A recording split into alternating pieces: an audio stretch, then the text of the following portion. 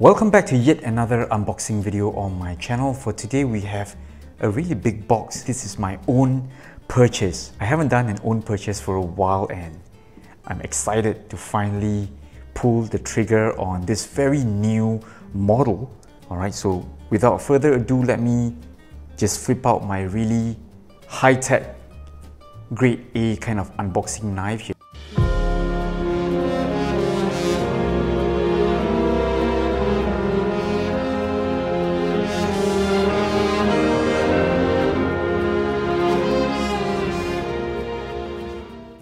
And here it is, my very high-tech and macho looking unboxing knife.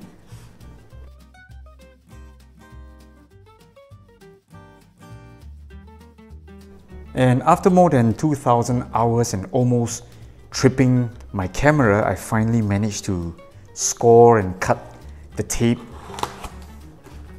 to open up this package here. Alright, well, it's actually quite nice. I made this purchase on the official G-Shock Singapore website. This is my first time buying from them. I normally buy my G-Shocks or Casios from online dealers or our boutique, alright? And this is the first time I've purchased from Casio Singapore, and I must say I'm very impressed by the shipping speed. I think this one here came in 2 days after I made the order. There was also a Sunday, so I think great work on the shipping department. So the box here is really nice, very sturdy, and just take a look at this, 5600 printing over here.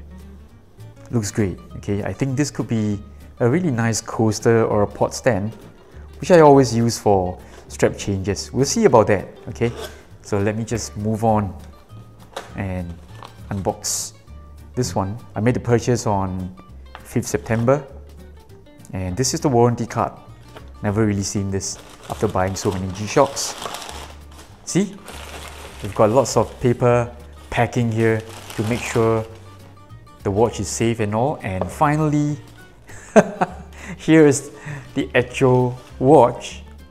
Comes in a really small paper packaging, smaller than my hand.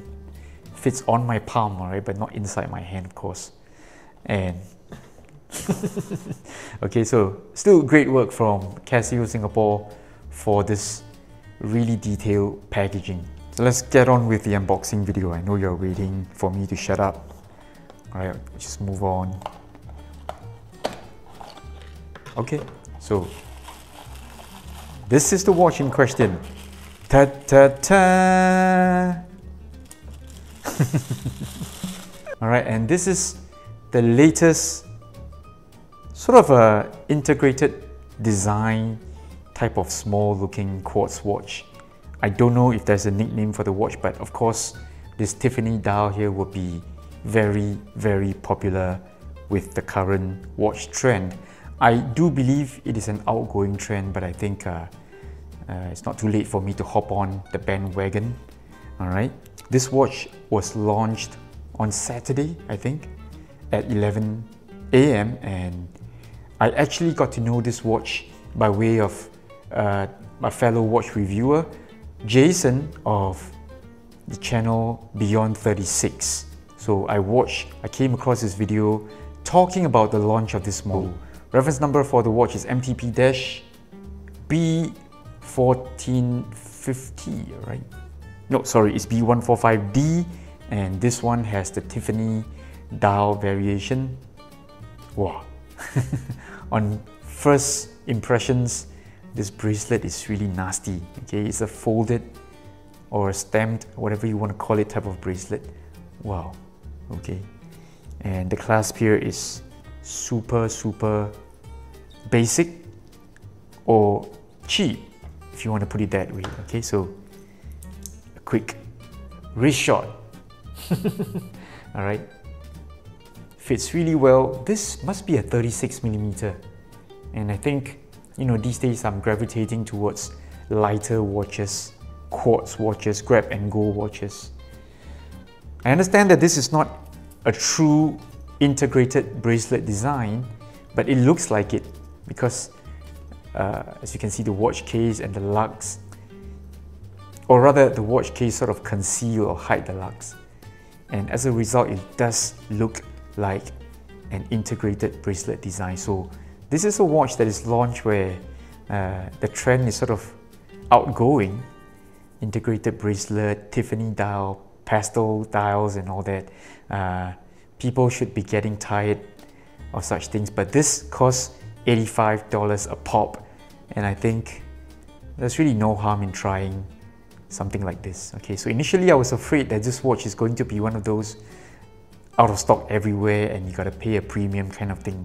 So guys, if you remember the launch of the 2100, the Casio, or there was another version of this Tiffany dial kind of thing. It was sold out everywhere and people were paying like 300 Singapore dollars for a watch that actually cost about $80. So before the craze comes in, I thought I'll just pick it up when it's readily available online. And now with all the packaging out of the way, with the lens zoom in very slightly, let's take a closer look at the Tiffany dial cheapo quartz. Okay, so this design here just screams retro. Retro design, uncle design and all that. You can hear the rattling on the bracelet, and that's what the uncles are used to. They will wear their watches really loose, hang just above their fist or hand, and you know, really looks uncleish, except the dial color, that is. So I like this dial color, Tiffany dial, pastel pink or whatever.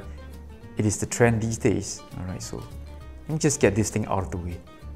Okay, it's sort of stuck.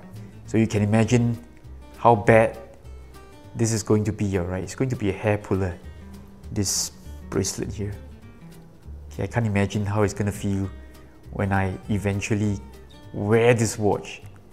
Alright, okay. It's a good thing my arm or my wrist isn't that hairy.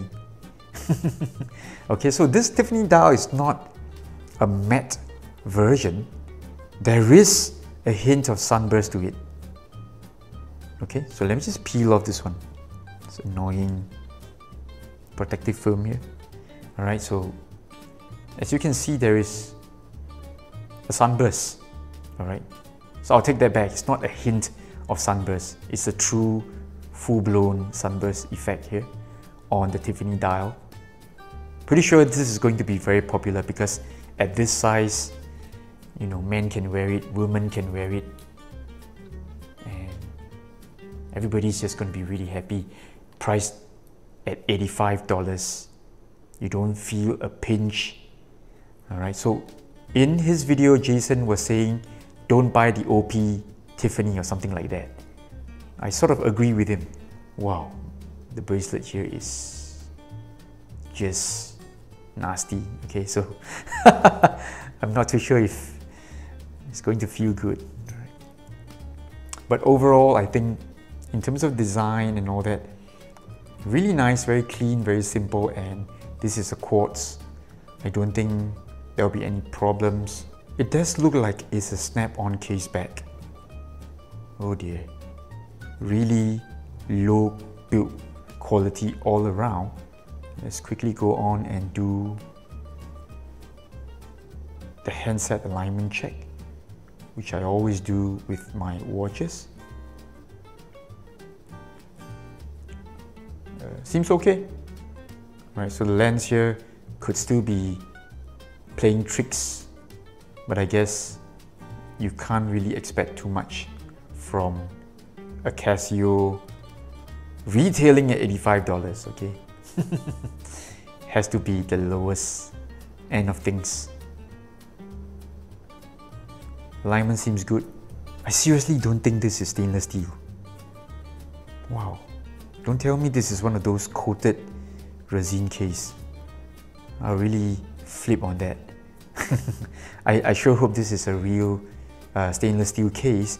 On hand, I'm liking it. I think this is a much better buy than any Swatch because those watches, even though they're quartz, they're Swiss made and all that, I don't think you're getting a good value for money. So on hand, it looks really good, but in terms of build quality, not so much. So let me just, play around with the watch. I see if I will wear this one out, walk about in town and all that. And I'll report back with a full detailed video review. This is Andy in Singapore. I'll see you soon for the actual review. Bye bye.